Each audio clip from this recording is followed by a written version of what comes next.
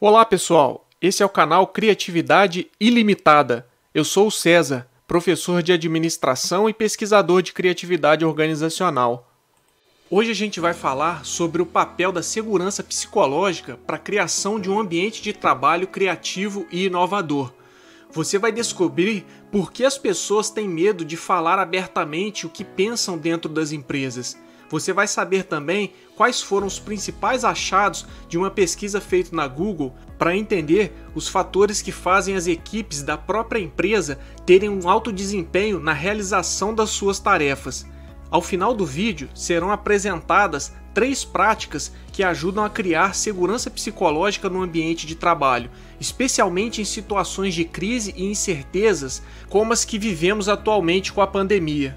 Você já deixou de expressar uma ideia numa reunião da empresa por se sentir receoso sobre as possíveis reações negativas de seu chefe ou de seus colegas? Você já deixou de tomar alguma iniciativa inovadora por medo de falhar e ser punido por isso? Se sim, você não é a única pessoa a vivenciar situações como essas. Elas acontecem o tempo todo nas empresas, principalmente naquelas em que existe um ambiente de trabalho pouco acolhedor à diversidade de pensamento e às vozes discordantes, bem como pouco receptivo ao novo e às iniciativas inovadoras. Preste atenção no caso fictício descrito a seguir. Ele ilustra algo muito comum nas empresas. Era 21 de abril. Gabriel participava de uma reunião com seus colegas de equipe e seu chefe imediato. Eles se reuniram para discutir possíveis soluções para um projeto inovador que estava sendo desenvolvido pela empresa. Ao longo da reunião, a equipe ofereceu algumas ideias para resolver o problema em questão. À primeira vista, a reunião parecia ter sido produtiva, pois algumas ideias tinham sido discutidas. Contudo, como a equipe descobriu meses depois, após o uso de muito tempo e dinheiro, as ideias na verdade eram mais do mesmo e não ajudaram muito a empresa. Isso aconteceu porque nenhuma delas era verdadeiramente criativa, ou seja, elas não eram novas e nem úteis para a empresa do ponto de vista da inovação. Elas apenas repetiam o que a empresa já fazia antes, só que agora com uma roupagem diferente. Poderíamos pensar que isso aconteceu porque nenhum integrante daquela equipe era criativo de fato, mas os colegas de Gabriel, e especialmente o seu chefe, não se deram conta de uma coisa importante. A ideia para a solução estava presente na sala de reunião no dia 21 de abril. Ela estava na cabeça de Gabriel. Por várias vezes, Gabriel quase manifestou sua opinião, quase explicou a sua ideia inovadora e, por fim, quase resolveu o problema. Mas então, por que Gabriel não disse o que pensava de fato? Ele não disse o que pensava de verdade por medo. Momentos antes de falar, ele era tomado por uma insegurança enorme, um frio na barriga e uma aceleração repentina dos seus batimentos cardíacos. Seguido desses sintomas, Gabriel era assaltado por pensamentos do tipo: essa ideia é meio maluca, meus colegas vão me ridicularizar. Minha solução não segue o padrão de como as coisas sempre foram feitas na empresa. Se a minha ideia der errado, serei punido. O medo de ser ridicularizado, punido ou visto como sem noção impediu Gabriel de falar abertamente sobre a sua ideia criativa. Esses são sintomas recorrentes em empresas com aversão ao risco, com ambientes de trabalho onde falar abertamente o que se pensa é um tabu, onde os funcionários são estigmatizados pelos erros que cometem e a chefia imediata exerce sua autoridade de forma ríspida e centralizadora, punindo os funcionários por iniciativas inovadoras que não dão certo. Em ambientes como estes, sugerir ideias que pareçam muito radicais ou que não seguem o status quo de como as coisas funcionam na empresa pode representar um risco grande para os funcionários. Por isso, os funcionários se fecham como forma de autoproteção e não dizem o que pensam. Se Gabriel tivesse mencionado a sua ideia na reunião, talvez a empresa tivesse economizado tempo e dinheiro e conseguido resolver o problema. Mas Gabriel é culpado por ter sentido medo e não ter se expressado naquela reunião? A resposta é definitivamente não. Embora a timidez e a introversão possam ajudar a explicar o medo das pessoas manifestarem ideias criativas dentro das empresas, o problema muitas vezes vai além disso. ele pode estar relacionado com a ausência daquilo que a professora Amy Edmondson, da Escola de Negócios da Universidade de Harvard, chama de segurança psicológica. Segurança psicológica é a percepção compartilhada entre os membros de uma equipe de que é seguro assumir riscos interpessoais no ambiente de trabalho. Os riscos interpessoais acontecem em situações em que um funcionário manifesta abertamente suas ideias e opiniões diante da equipe, admite um erro cometido em uma tarefa ou solicita ajuda para resolver um problema. Dependendo do clima na equipe, essas situações podem ser arriscadas porque o chefe ou os próprios colegas de trabalho podem responder de forma defensiva a respeito da opinião manifestada, podem querer punir o funcionário pelo erro cometido ou ainda podem entender que a dúvida quanto ao problema a ser resolvido é um sinal de incompetência. O mais interessante é que essa hostilidade nem sempre é explícita. Ela pode aparecer de maneira sutil por meio da falta de atenção com o que o colega está falando, com olhares atravessados, braços cruzados e balançar de cabeças no sentido de reprovação. Até mesmo uma pergunta simples como qual é mesmo o objetivo do projeto pode deixar de ser feita em uma reunião pelo medo de se parecer fora de órbita diante do olhar censurador dos colegas de equipe. O funcionário que tem essa dúvida pode decidir que é melhor continuar sem saber a resposta do que ser visto como alguém desinformado. Em situações de receio e de medo, os membros da equipe vão evitar discordar do estilo de ação padrão da empresa, adotando assim um comportamento mais conservador que reduza o risco interpessoal de se exporem no trabalho.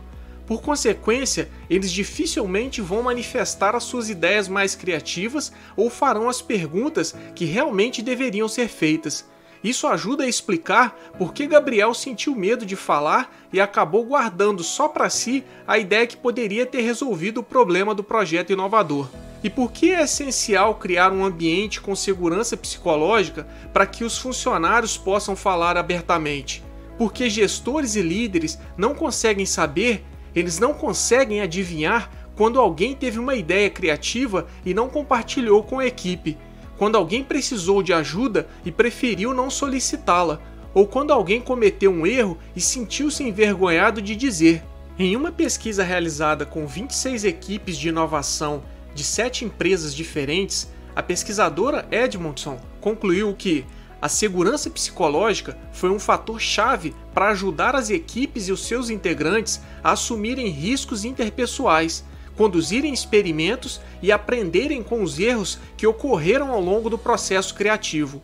Podemos dizer que a segurança psicológica oferece as bases para que os funcionários tenham uma ideia e a compartilhem com a equipe, que diante de uma dúvida peçam ajuda aos colegas e ao cometerem um erro, falem abertamente com o intuito de usar aquela situação como uma oportunidade de aprendizado não só individual, mas também coletivo.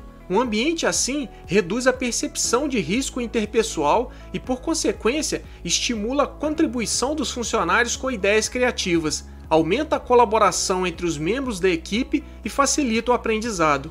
A equipe que Gabriel participava teria se beneficiado desse tipo de ambiente, pois ideias criativas, trabalho colaborativo e o aprendizado contínuo a partir das falhas são elementos-chave para qualquer empresa que queira desenvolver uma cultura de inovação. Em uma cultura inovadora, os funcionários devem se sentir confortáveis o suficiente para falarem abertamente sobre suas dúvidas, inseguranças, medos e dificuldades com as tarefas. Afinal de contas, inovar significa operar em um contexto ambíguo e repleto de incertezas.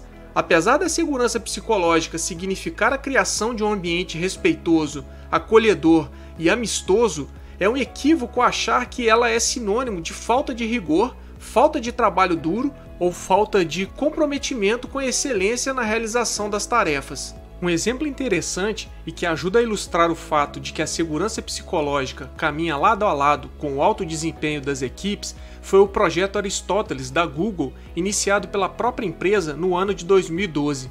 O objetivo era identificar os fatores que faziam com que uma equipe de trabalho da própria Google tivesse um desempenho superior. Os resultados da pesquisa apontaram 5 fatores que influenciam o bom desempenho das equipes. impacto, significado, estrutura e clareza, confiabilidade e segurança psicológica. Dentre esses fatores, a segurança psicológica ficou em primeiro lugar. De acordo com o relatório do Projeto Aristóteles, a segurança psicológica fazia com que os membros das equipes se sentissem seguros para assumirem riscos e demonstrarem suas limitações diante dos colegas sem medo de serem repreendidos, algo que não acontecia na empresa do Gabriel. A pesquisa mostrou ainda o papel central do líder na criação da segurança psicológica. O líder precisa ser o mais inclusivo possível. Ele precisa estar aberto para ouvir a opinião dos funcionários, especialmente daqueles de quem ele discorda.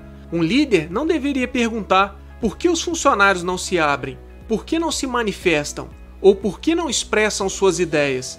As perguntas que ele deveria fazer são, primeiro, o que eu tenho feito ou deixado de fazer que inibe as pessoas de se expressarem?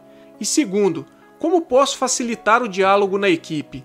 A postura da liderança em criar segurança psicológica é ainda mais importante em situações de crises, de incertezas e de dúvidas como as que estamos vivendo atualmente na pandemia. Por isso, além dessas perguntas, o que mais os líderes podem fazer para promover a segurança psicológica no ambiente de trabalho e em equipes de inovação? A pesquisadora Amy Edmondson indica 3 práticas que são muito úteis. 1. Criar condições adequadas. 2. Estimular a participação. E 3. Responder produtivamente. Criar condições adequadas significa que o líder deve deixar claro quais são as expectativas sobre as tarefas a serem realizadas no que diz respeito a possíveis falhas, incertezas e colaboração entre os membros da equipe. Significa também explicar o que está em jogo, por que o projeto é importante e para quem ele é importante. A segunda prática, estimular a participação, envolve uma postura de humildade por parte do líder da equipe no sentido de reconhecer que ele não é o dono da verdade e que existem questões que ainda não são totalmente conhecidas sobre o projeto de inovação a ser iniciado. Isso demanda que o líder faça boas perguntas e esteja disposto a escutar todo mundo. Ao colocar isso em prática, a confiança de que todas as vozes serão ouvidas toma conta da equipe. Responder produtivamente é a terceira prática indicada pela pesquisadora. Aqui é muito importante que o líder valorize explicitamente a participação dos membros da equipe, reconhecendo as ideias que são oferecidas. Outro ponto crucial é deixar claro que as falhas decorrentes de iniciativas inovadoras não serão punidas. Isso não significa uma atitude permissiva ou a celebração do erro, mas sim usar as falhas como uma oportunidade de aprendizado contínuo para a criação de um estoque de conhecimento sobre o que funciona e o que não funciona em determinadas situações. É por isso que os líderes devem oferecer ajuda sempre que necessário. Quando implementadas, essas práticas contribuem muito para a criação da segurança psicológica que irá estimular o desenvolvimento de uma cultura de inovação em que as pessoas não têm medo de se manifestarem abertamente dentro do ambiente de trabalho. Se trabalhasse num ambiente assim, é muito provável que Gabriel tivesse manifestado suas ideias criativas. Gostou do vídeo? Então inscreva-se no canal e ative o sino para receber as novidades. Não esqueça de deixar o seu like e fazer seus comentários e sugestões para que a gente possa aprimorar o conteúdo. E compartilhe com seus amigos, eles também podem se interessar. Se você quiser saber mais sobre criatividade e inovação, nos acompanhe nas redes sociais indicadas na descrição do vídeo e entre no nosso site, o Criatividade Ilimitada. Lá você encontrará o nosso podcast, além de textos produzidos por mim sobre criatividade e inovação. Na descrição do vídeo, você também encontrará a referência do material usado como base para a produção do conteúdo abordado aqui. E até a próxima!